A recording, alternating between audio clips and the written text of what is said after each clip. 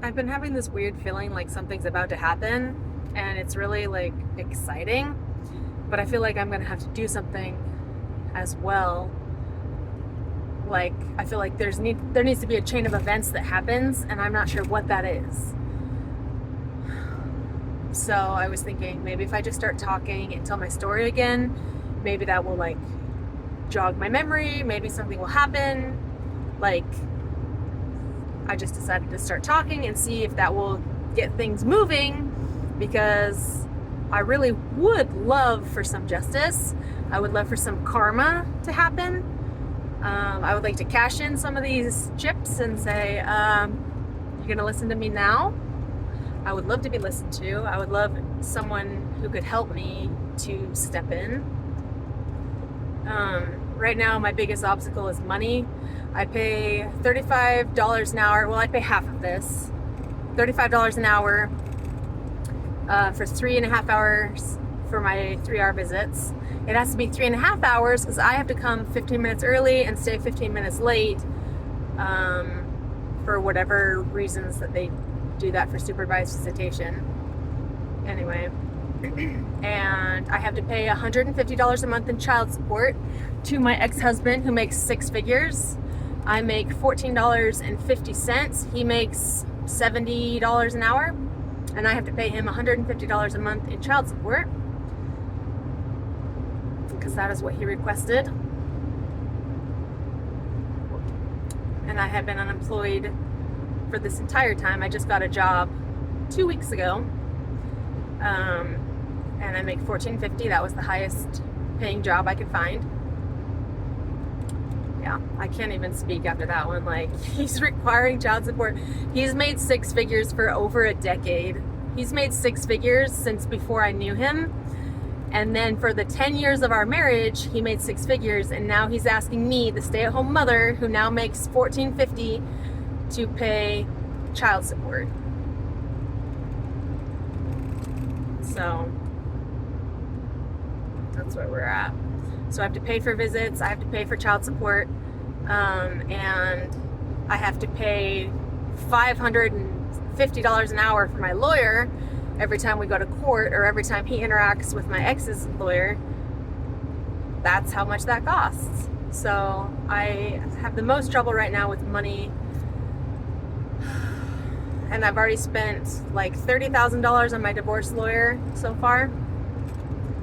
So I had $60,000 in savings when I got divorced, and I spent 30 on a lawyer and then another 30 on living and relocating. I had to move, and then paying rent and all that. So let's see. I see my children once a week. It's court mandated. I see them on Fridays for 3 hours. Again, I have to pay for that, have somebody supervise me and watch me in a public setting. It is humiliating and demeaning and belittling to be in a situation where my ex-husband requires me to be supervised to have visits with my children. And all of this is because I got in a car accident trying to get away from my ex-husband, and he claimed it was on purpose and that I'm dangerous. So that's how he can make claims like this and get me to be supervised a year and a half later. My car accident was on February 4th, 2023. It is currently the end of May 2024, so almost a year and a half later. Before we were divorced, I was watching the children in our home. He didn't live there. He moved out in May 2023 after he and my mom and my sister called the police on me and swatted me at night. I kicked him out and said, "Are you involved? I think you're involved." And he said, "How dare you? I'm going to divorce you for saying that." And I was just like, wait, what? And I was like, if you're innocent, then prove it. He didn't prove it. He was involved. So he had moved out in May of 2023, right after the swatting incident. Swatting is when you call the police and say someone is suicidal or homicidal. They said I was homicidal and that they thought I was going to kill my children. And the police came to my door, shining lights in my eyes at 2:30 in the morning with guns and multiple police cars, having swarmed my house to interrogate me about murder in the middle of the night. That's when I kicked him out after that, because I was like, you're involved with my mom. He was involved with my mom and my sister. My mother told me one day When I called her, like a year later when he took my kids, she said, she's like, no, Cody told me he was going to give me $10,000. I don't know what that means. She didn't clarify. She just said he owed her 10 grand or said he was going to give her 10 grand, something like that. Something about $10,000. I don't know. That's all I know. She hung up on me. So we don't have a relationship. There's no way I can clarify, but that is what she said at that time. That was in February. That was like February 8th, 2023, right after he took my kids. That's when she said that. Let's see, what else? I didn't contact my dad until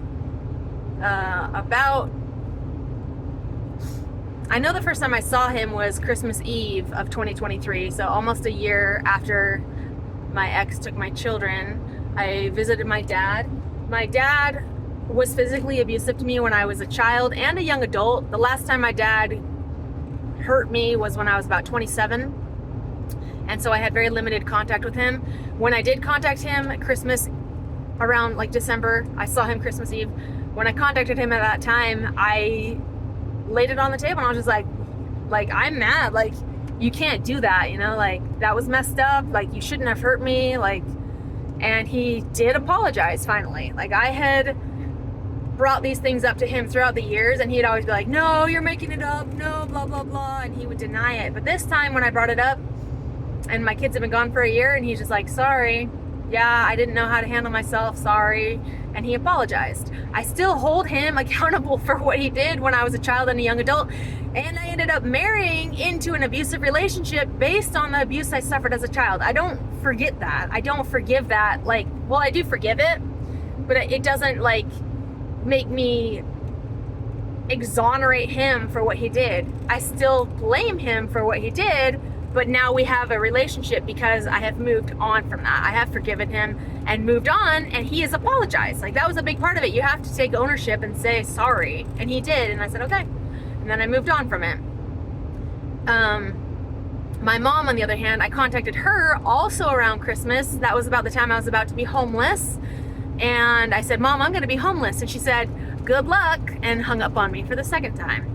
She had an empty house. She could have easily let me sleep on her couch for 2 weeks while I tried to find a new rental. I was having trouble finding a rental due to my no employment and no rental history, because we owned our house for 10 years and they actually do care if you have no rental history, strangely.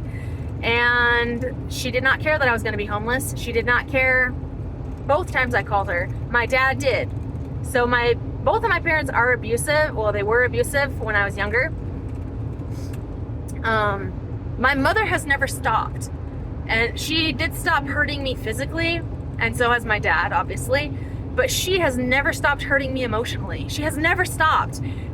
She is far, far worse than my dad, because my dad would lose his temper and hurt me. My mom also would do that, not as many times as him. Like, she would do it on occasion. And the time she did it, I was like, she's gonna kill me. She's not gonna stop. But obviously, she did eventually stop hurting me physically. She's not a very large woman. But she has never, ever, ever stopped torturing me emotionally. And I can't paint this picture enough. Like, if I had to choose between getting beaten and getting psychologically tortured, I would choose getting beaten. Like, beat me up. I'll heal from that and I will be stronger. I'm not afraid. Like, yes, I did suffer a little bit of PTSD. Yes, I was a little like flinchy and a little jumpy, and it would cause me to have fight or flight if I would like see my parent out of nowhere. Like, yeah, I did have that. I'm over that now, because I'm like, there are far worse things than getting hurt, and my PTSD of that went away, because I have suffered far worse with my ex-husband and being stalked, being followed, having him break into my house, steal my cell phone, steal my laptop, steal other items, steal all the kids' items in their rooms, how I had them staged and decorated. Things like that hurt far worse than getting beaten, and my PTSD from my dad went away. My mom, I don't know. I haven't seen or heard from her ever since, you know, I talked to her those 2 times in February 2023 and then December of 2023. And both times she hung up on me. Both times when I was trying to say, hey, I need help getting out of this marriage or getting out of this situation, she hung up on me both times and said my ex owed her 10 grand. I don't know what that means. I just assume that it's more of them collaborating on getting my kids away from me. She had texted my ex-husband in April of 2023, so well before, no, sorry, April of 2022, so a year prior to this. So the month before I kicked him out of our home. I kicked him out in May of 2022. He took my kids in February of 2023. So the month before I kicked him out of our home in April 2022, my mom texted my husband and said, I'm gonna call CPS on Casey. You're such a good dad, blah, blah, blah. Like, she was trying to separate me from my children. She's an evil woman. She's a bad woman. She's a bad person. My mother is bad. She's a bad woman, okay? My dad used to be a bad guy, and now he doesn't hurt me. And if he did, I would call 911 and I would say, hey, this man hurt me, and he would go to jail. That's what I would do at this point, because I'm not afraid, and we've put everything under the bridge or whatever, water under the bridge. And if I did get hurt again, I would take appropriate measures. With my mom, there's no appropriate measures. Like, the woman pretends to be a saint. She pretends to be concerned for me. She did write me a letter telling me that everything I've said I've made up and that I imagined it, and she said she knows I believe it's true, but it's not true. But luckily I don't need her validation or her letters to tell me what my reality is and what actually occurred in my childhood and my life. So anyway, I don't know what this feeling is that something's about to happen. I don't think it has to do with my parents, even though I'm talking about them right now. I'm hoping that it has to do with my ex-husband taking my children. I hope that there is justice and that things will get righted. I know he has stayed silent this whole time. I wish he would speak. I wish he would try to defend himself. He's not going to, because he says, no, I don't want to paint you in a bad light. It's not. I know. Yeah. I know what he says about it. I know the truth. And I wish he would speak. I wish he would try to defend himself, because I know he has no legs to stand on. He has nothing to say. And if he did try to show any evidence or proof as he claims, I would welcome that. I would welcome that proof and evidence. I have a ton of videos of our relationship before the divorce, when he would yell at me for hours and hours and hours on end. My counselor asked me to take videos, so I did. My lawyer has never used those in court, my divorce lawyer. He says, it doesn't look good because you're yelling too. And I'm like, but listen to what I'm saying. When my husband is telling me you're going to be homeless without me, I'm saying, no, I'm not. Because I was defending myself, and I was like, oh, I am in trouble. Like, this is not, like, I am in danger. This man is telling me I'm going to be homeless and penniless without him, and that I'm never going to see my kids again. And I'm saying, no, you're wrong. And what we are saying are different things. So listen to the words, not just the yelling. Like, the yelling wasn't fun. Like, that caused me to be like, oh, my brain's not working. I can't think straight. But listen to what was said during those recordings. Like, it wasn't used in divorce court, but hopefully in the court of heaven it will be used. Please throw that up there on the screen. Please let everyone listen to it. Please give me my day to be heard in court, because actual court, you don't actually get listened to. You don't actually get the judge's ear. Your lawyer gets to say what they want. They don't really care about anything emotional. They care about money and property. They don't care about the things that I care about. At least not the divorce lawyer that I got. Okay, that's it.